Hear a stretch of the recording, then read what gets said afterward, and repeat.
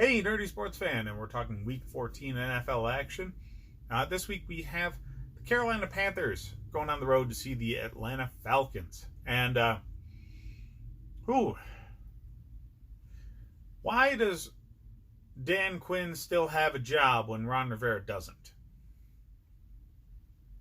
That's the question on all our minds, right?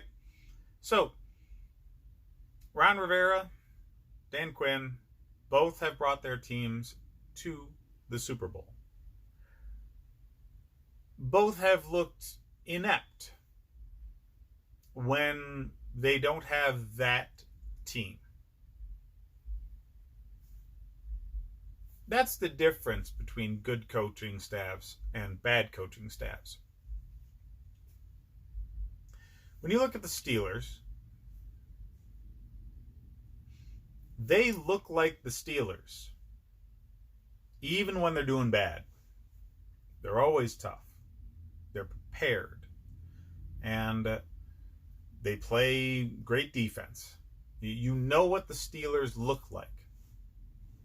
Mike Tomlin has a good coaching staff, and he is a good coach. It's obvious. Dan Quinn and Ron Rivera both can manage a great thing. They cannot bring a average thing up to being good or great through their coaching. That's what they have proven. Ron Rivera has finally revealed himself as that to the ownership enough times to be fired. I don't understand why Arthur Blank does not see that in Dan Quinn yet, because he still has a job. Anyways, obviously this game doesn't matter because of what I just said. But I think that Carolina is in position to win this game.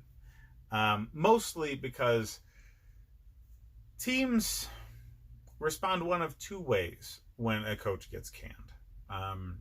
They either give up entirely, or they go out and they show out.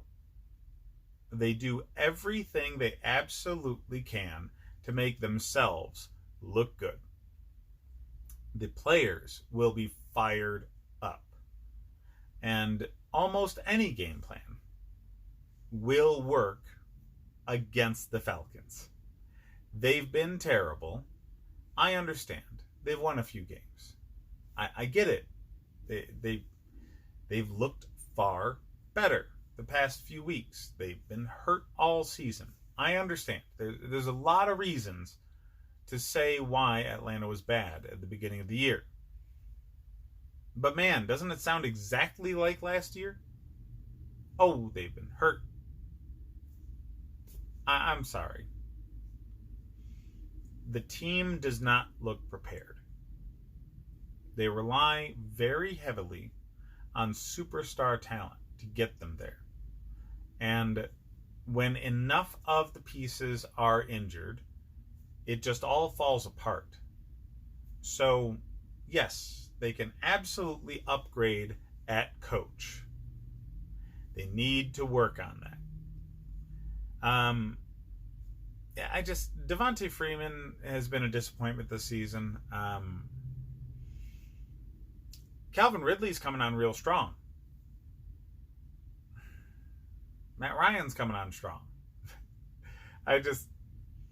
I'm sorry, Atlanta fans. I have dealt with a team for years that only looks good when it doesn't matter anymore. And that's what your team is right now. And that's what Carolina got tired of being. That's why they fired Ron Rivera. Kyle Allen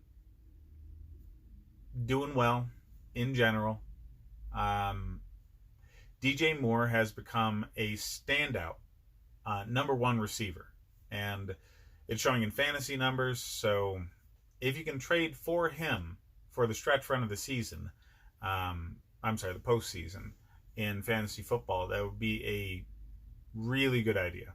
But I doubt anybody's going to be dumb enough to give him up at this point. And as I said, Calvin Ridley is coming on very, very strong. So he goes from being a regular guy on the bench to being a number 2 wide receiver in most formats. So if you have 3 wideout spots, great. You're going to have him in your lineup. If you have a flex play instead of a third wideout, it can get different, but I still play him over most flex running backs. There's a handful that I would put over him, like Raheem Mostert comes to mind. James White, maybe. But there's not many. Calvin Ridley is going to be a great, great flex play wide receiver 3 option in this matchup. They really miss Austin Hooper there in Atlanta. He really opened up a lot of the offense, and it still creates more lanes for Devonta Freeman. So, he loses that bigger body that really knows how to block on the edge. That could have affected his game this season, but man, he was just such a disappointment. Yeah, I think Calvin Ridley's the only fantasy start for me for Atlanta. You're going to start Christian McCaffrey, DJ Moore, and because it's fantasy playoff time, this is when you have that puncher's chance mentality. You look at matchups, and you say, this rando quarterback does have a chance to put up like 30-35 due to a favorable matchup for that and the circumstances he's in with a coaching shift. That is a roll of the dice kind of move. But it's an effective one in the playoffs. We have 3 games, 3 weeks for most leagues, this week and the next 2, to manage for. So I say Kyle Allen is a top 10 fantasy quarterback for this week. Maybe not the rest of the season. But right now, you have to worry about this week's win. So if your quarterback is in a bad matchup, or just not having the greatest season, if you are relying on a Phillip Rivers or a Tom Brady for whatever reason, bench that dude. Take a flyer on Kyle Allen. He will not disappoint. Anyways, as far as the line goes, the Falcons are 2.5-point favorites. Just circumstances are working in their favor. I get it. But, yeah, I just see the energy of the coaching shift really favoring the Panthers. And because overall, I think they have a more talented roster top to bottom. And the coaching shift will energize that more talented roster into a win.